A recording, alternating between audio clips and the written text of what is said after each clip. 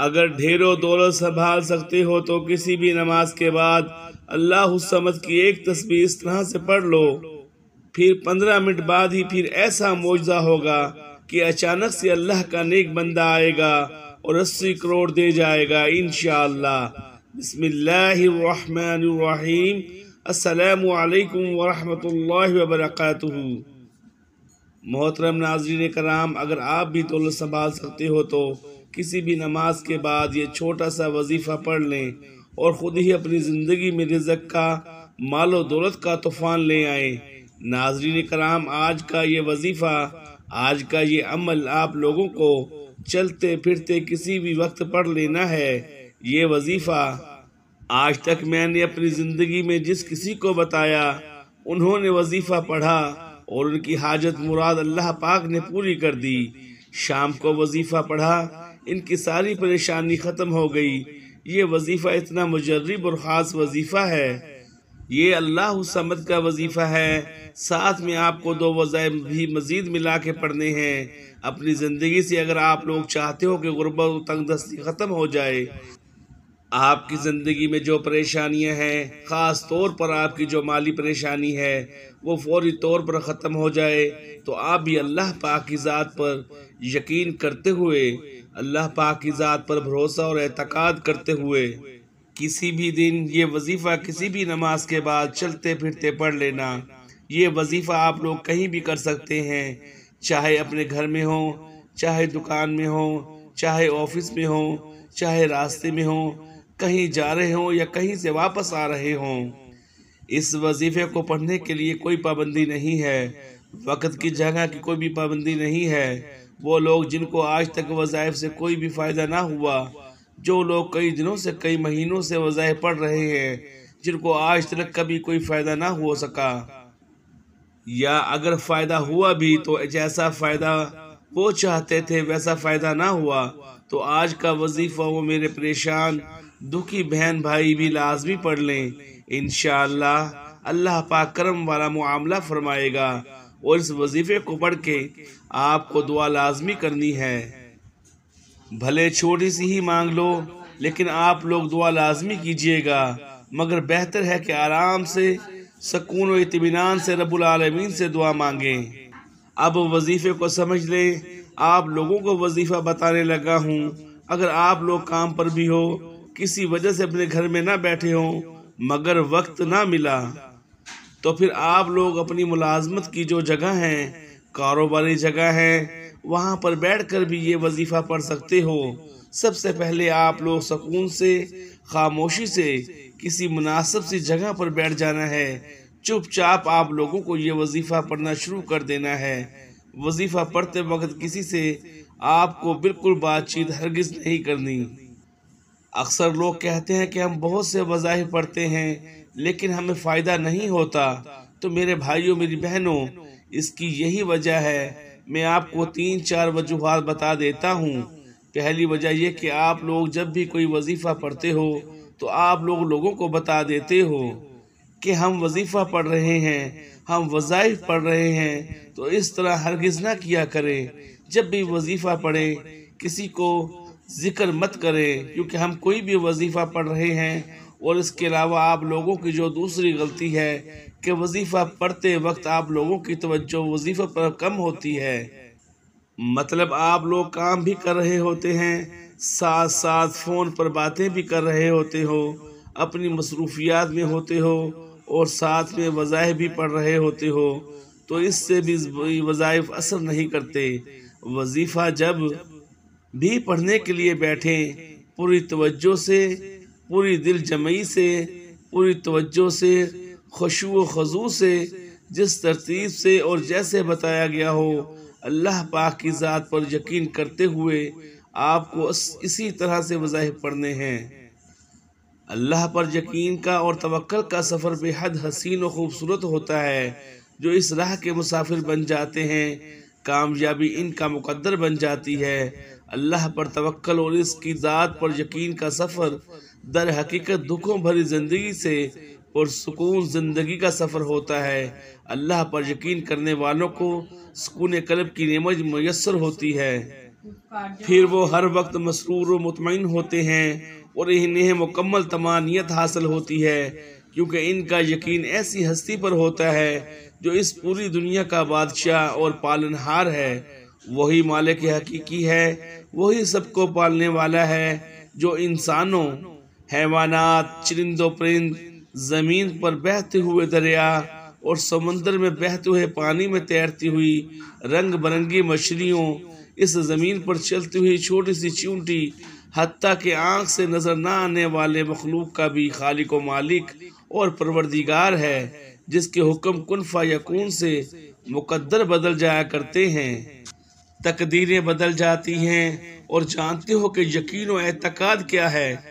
جب زندگی میں غموں کے گہرے بادل ہوں اور روشنی کی امید بالکل بھی نہ ہو، جب صحرا میں بھٹکنے والے مسافر کو ایک بوند پانی کی امید بھی نہ رہی ہو، جب زندگی میں خزاں ہی خزاں ہو اور بہار کی کوئی امید نہ ہو، اس وقت دل سے یہ آواز آنا کہ پریشان مت ہو، اللہ ہمارا خالق و مالک ہمارے ساتھ ہے، اللہ پر یقین تو سمندر سے بھی زیادہ گہرا ہونا چاہیے۔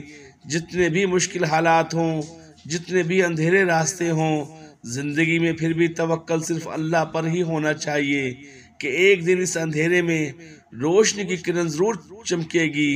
جو اللہ کی عظیم ذات پر کامل یقین رکھتے ہیں، فلاح و کامیابی بھی انہی کے لیے ہوا کرتی ہے، تقدیریں بھی انہی کی بدلا کرتی ہیں۔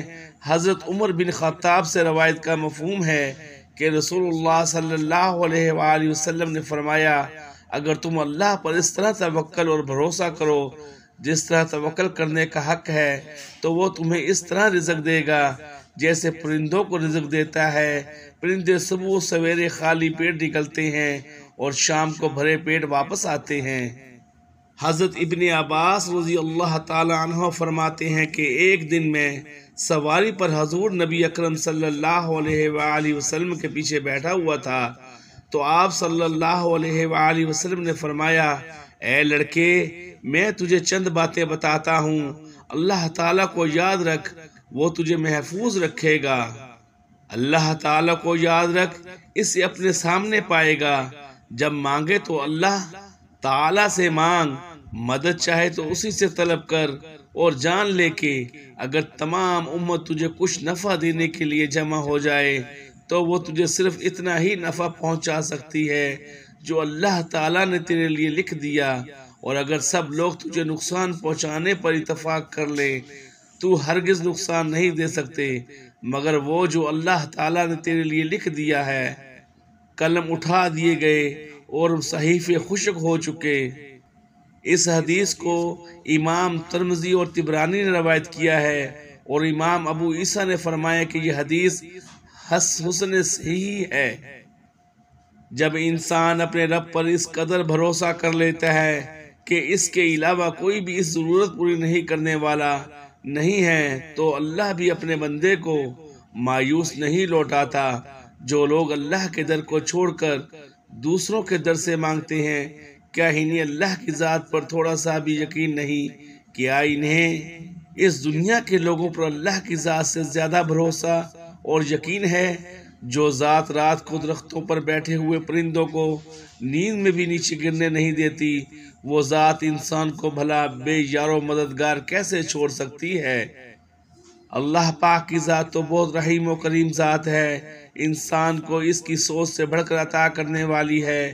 اللہ فرماتا ہے، اے میرے بندو، مجھ سے مانگو، میں تمہیں عطا کروں گا، اور عطا بھی ایسا کہ انسان حیران رہ جائیں، لیکن ہم انسان ہی بے وفا ہیں جو در در پر جا کر سر جھکاتے ہیں، اللہ کو چھوڑ کر اللہ کے بنائے ہوئے بندوں سے مانگتے ہیں۔ اللہ پر یقین کے معامل میں زیادہ سوچا مت کرو، بس اللہ تعالیٰ کی ذات پر آنکھیں بند کر کے یقین کر لیا کرو، کیونکہ یہی وہ راستہ ہے جہاں فلاح و کامیابی نصیب ہوتی ہے، یہی وہ راستہ ہے جہاں پر کامیابی انسان کا مقدر بن جاتی ہے، یہی وہ راستہ ہے جہاں دنیا و آخرت سنور جاتی ہے۔ اللہ تو قادر مطلق اور بے نیاز ہے۔ انسان کی سب خواہشات پوری کرنے پر قادر ہے، بس اللہ کی ذات پر کامل یقین ہونا چاہیے۔ جب روشنی کی امید بھی نہ ہو، جب صحرا میں بھٹکنے والے مسافر کو ایک بوند پانی کی امید نہ ہو، جب زندگی میں دکھوں اور تکلیف و غموں کے بادل منڈلانے لگے، لیکن اس وقت بھی دل سے یہ آواز آنا کہ پریشان نہ ہو، اللہ ہے نا، وہی کارساز ہے۔ اللہ پر یقین تو سمندر سے بھی زیادہ گہرا ہونا چاہیے۔ جتنے بھی مشکل حالات ہوں، جتنے بھی اندھیرے ہوں زندگی میں، پھر بھی توکل صرف اللہ پر ہونا چاہیے کہ ایک دن اس اندھیرے میں روشنی کی کرن ضرور چمکے گی انشاءاللہ۔ جو اللہ کی عظیم ذات پر کامل یقین رکھتے ہیں، فلاح و کامیابی بھی انہی کے لیے ہوا کرتی ہے، تقدیریں بھی انہی کی بدلا کرتی ہیں۔ اللہ کی ذات پر یقین اور بھروسہ حضرت ابراہیم علیہ السلام جیسا ہونا چاہیے، جن کے توکل کے ذریعے آگ ٹھنڈی کر دی گئی۔ اللہ پر توکل حضرت موسیٰ علیہ السلام جیسا ہونا چاہیے، جو دریا میں بھی راستہ بنوا دیتا ہے۔ اللہ پر توکل تو یوسف علیہ السلام کو یعقوب علیہ السلام سے ملوا دیتا ہے۔ اللہ پر توکل تو شدید طوفان میں بھی کشتی نوح علیہ السلام کو پار لگا دیتا ہے۔ تو کیا ہم اپنے رب پر توکل نہیں کریں گے، جو ناممکن کو ممکن کر دینے کی قدرت رکھتا ہے؟ ہمیشہ اپنی عقل سے زیادہ اللہ کی ذات پر بھروسہ کرو، کیونکہ اللہ پر پختہ یقین سخت اندھیرے میں بھی روشنی پیدا کر دیتا ہے۔ اللہ پاک کہیں نہ کہیں سے راستہ نکال ہی دیتا ہے۔ اللہ پاک کہیں نہ کہیں سے راستہ نکال ہی دیتا ہے، کیونکہ اللہ پاک اپنے بندوں کو پریشان نہیں دیکھ سکتا۔ وہ تو ایسی جگہوں سے انسان کو نوازتا ہے کہ انسان تصور بھی نہیں کر سکتا۔ سچے دل سے مانگی گئی دعائیں قبولیت کا باعث بنتی ہیں۔ اگر اللہ پر یقین پختہ ہو جائے تو معاشرے سے بہت سے گناہوں کا خاتمہ ہو جائے۔ اگر اس بات پر یقین آ جائے کہ قسمت میں لکھا ہوا رزق کسی دوسرے کے پاس نہیں جا سکتا، تو کبھی انسان دوسرے کے حق پر ڈاکہ نہ ڈالے، کبھی قتل جیسا کبیرہ گناہ نہ ہو، کبھی یتیموں کا مال نہ کھاؤ۔ حضرت عبداللہ بن مسعود سے روایت ہے کہ نبی کریم صلی اللہ علیہ وآلہ وسلم نے فرمایا، بلا شبہ سچ نیکی کی طرف رہنمائی کرتا ہے اور نیکی جنت کا راستہ دکھاتی ہے۔ آدمی سچ بولتے بولتے صدیق لکھا جاتا ہے، جبکہ جھوٹ برائی کی طرف رہنمائی کرتا ہے۔ برائی آگ کا راستہ دکھاتی ہے اور آدمی جھوٹ بولتے بولتے کذاب، بہت جھوٹ بولنے والا لکھا جاتا ہے۔ جب بندے کو اس بات کی معرفت حاصل ہو جائے کہ گناہ کا نقصان بہت بڑا ہے، گناہ بندے اور اس کے محبوب کے درمیان رکاوٹ ہے، تو وہ اس گناہ کے ارتکاب پر ندامت اختیار کرتا ہے اور اس بات کا قصد ارادہ کرتا ہے، میں گناہ کو چھوڑ دوں گا، آئندہ نہ کروں گا، اور جو پہلے کی ان کی وجہ سے میرے اعمال میں جو کمی واقع ہوئی اسے پورے کرنے کی کوشش کروں گا۔ تو بندے کی اس مجموعی کیفیت کو توبہ کہتے ہیں۔ توبہ کہتے ہیں۔ علم، ندامت اور ارادے، ان تینوں کے مجموعوں کا نام توبہ ہے، لیکن بسا اوقات ان تینوں میں سے ہر ایک پر بھی توبہ کا اطلاق کر دیا جاتا ہے۔ نمبر 1، نجات دلانے والے اعمال کی معلومات، صفحہ 106-105۔ لیکن ناظرین کرام، اہم بات یہ بھی ہے کہ ہم میں سے بہت سے لوگ ایک طرف تو مختلف وظائف پڑھتے رہتے ہیں، مگر ساتھ میں گناہوں کے کام بھی کرتے ہیں، جھوٹ بولتے ہیں، غیبت کرتے ہیں، اس طرح کے بے شمار جانے انجانے میں گناہ کرتے ہیں۔ تو اس سے بھی آپ لوگ خود سمجھنا چاہیے کہ آپ لوگ ایک طرف گناہوں کے کام کر رہے ہیں، ساتھ میں وظائف بھی پڑھ رہے ہیں، تو آپ کے وظیفے جو ہیں وہ کیسے اثر کریں گے؟ تو ان چیزوں کا خیال رکھیں۔ نماز کی پابندی لازمی کریں۔ آپ لوگ کہتے ہیں کہ ہم نماز نہ پڑھیں اور صرف وظائف پڑھیں، تو اس سے بھی آپ لوگوں کو کوئی فائدہ نہ ہوگا۔ نماز کی 5 وقت کی پابندی لازمی پڑھیں۔ قرآن پاک کی بھی جتنا ہو سکے تلاوت کریں۔ آج کا وظیفہ آپ لوگوں کو میں بتانے لگا ہوں۔ اگر آپ اپنے گھر میں ہو یا جہاں کہیں بھی موجود ہو، میرے بھائی اور میری بہنیں، پہلے تو سکون سے کہیں مناسب جگہ پر بیٹھ کر ایک مرتبہ بسم اللہ الرحمن الرحیم پڑھیں، پھر 3 مرتبہ درود پاک پڑھ کے یہ وظیفہ پڑھنا شروع کر دینا۔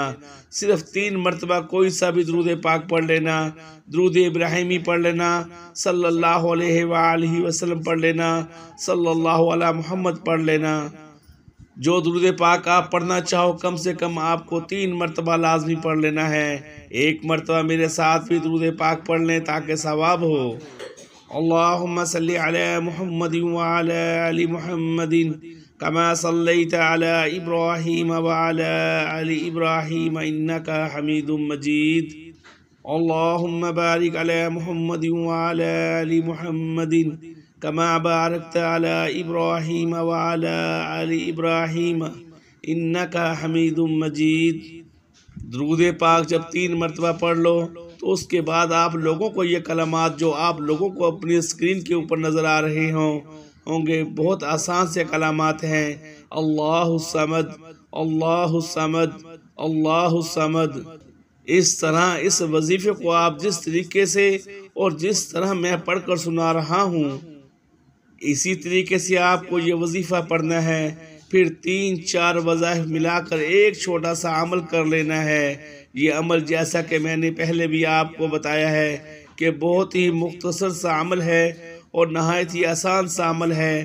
آسان اتنا کہ یہ عمل کوئی چھوٹا سا 6-7 سال کا بچہ بھی بڑے سکون سے بڑے اطمینان سے یہ عمل کر لے۔ وظیفہ جو پہلے نمبر پر آپ کو پڑھنا ہے یہ صرف 100 مرتبہ آپ کو یہ وظیفہ پڑھ لینا ہے۔ جب آپ لوگ یہ وظیفہ اللہ الصمد کا 100 مرتبہ پڑھ لو تو اس کے بعد آپ تمام دوستوں اور بھائیوں کو اس کے بعد جو کلمات آپ لوگوں کو پڑھنے ہیں یہ کلمات آپ کو اپنے موبائل کی اسکرین کے اوپر نظر آ جائیں گے۔ یہ کلمات میں آپ لوگوں کو پڑھ کے بھی بتا دیتا ہوں۔ لا الہ الا اللہ یا رزاق یا اللہ، لا الہ الا اللہ یا رزاق یا اللہ، لا الہ الا اللہ یا رزاق یا اللہ۔ 1 مرتبہ پڑھیں گے، پھر دوسری مرتبہ پڑھیں۔ آپ لوگ اچھے سے یہ کلمات پڑھ لیں۔ ان کلمات کو آپ نے صرف 33 مرتبہ آپ کو یہ کلمات پڑھ لینے ہیں۔ جب یہ کلمات آپ لوگ پڑھ لو 33 مرتبہ تو اس کے بعد آپ لوگوں کو اپنی سکرین کے اوپر جو وظیفہ اللہ الصمد، اللہ الصمد، اللہ الصمد کا دکھ رہا ہے، اب آپ لوگوں کو فوراً یہ وظیفہ پڑھنا شروع کر دینا ہے۔ اس کے بعد صرف 3 مرتبہ سورۃ اخلاص پڑھ لیں۔ بسم اللہ الرحمن الرحیم، قل هو اللہ احد اللہ الصمد لم یلد ولم یولد ولم یکن لہ کفوا احد۔ اس کے بعد 300 مرتبہ استغفر اللہ، استغفر اللہ، استغفر اللہ پڑھیں۔ ناظرین کرام، استغفار یعنی کہ استغفر اللہ کم از کم 300 مرتبہ روزانہ پڑھنے کی عادت بنا لیں۔ چاہے جس دن یہ وظیفہ پڑھیں نہ پڑھیں لیکن استغفر اللہ کی پوری 3 تسبیح روزانہ لازمی پڑھیں۔ اس سے بھی آپ لوگوں کے رزق میں، گھر میں، کاروبار میں انشاءاللہ خوب برکت ہوگی۔ اور پھر جو آپ نے وظیفہ شروع کرنے سے پہلے درود پاک پڑھا تھا وہی درود پاک آپ لوگ آخر میں 3 بار پڑھ لینا۔ کوئی سا بھی درود پاک پڑھا ہو آپ نے وہی درود پاک آخر میں بھی پڑھ کہ اللہ پاک سے آپ کو ہاتھ اٹھا کر خوب دعا مانگنی ہے، چاہے جو بھی آپ کی حاجت ہو، جو بھی مراد ہو۔ اس کے لیے اللہ پاک سے رو رو کر گڑ گڑا کر دعائیں مانگیں، اللہ پاک ضرور کرم فرمائیں گے انشاءاللہ۔ فقط وہ اللہ تعالی عالم۔ اللہ تعالی ہم سب کا حامی و ناصر ہو۔ السلام علیکم ورحمۃ اللہ وبرکاتہ۔ جزاک اللہ خیرہ۔